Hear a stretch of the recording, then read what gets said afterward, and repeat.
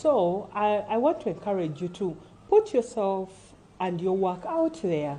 Work through those inner conflicts, because that's where the hindrance is. What I know about creators, you're always creating. I know you have a writing pad beside your bed, or you have Evernote app on your phone where you keep your notes.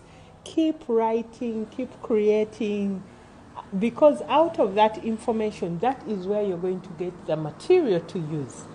Many people have different modes of curating their material, but for me, the way I do it, since primarily right now I write mostly poems and little quotes, I journal a lot. Every day, every morning, I'm always writing anything. Most things are random. Then, after a while, maybe a month or two, I go back into my journal and look at whether some things kind of made sense. Because there is the up and down, and sometimes you're inspired, sometimes you're not. And you have to allow all those cycles to work with you in your creation process.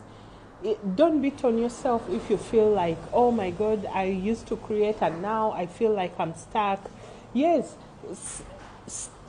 that stuckness and stagnation just means pull away, give it a breather, allow a flow, because there are seasons for everything. There are seasons to come and listen and write. There are seasons to do and pay attention to other things. You have to allow that whole process to happen.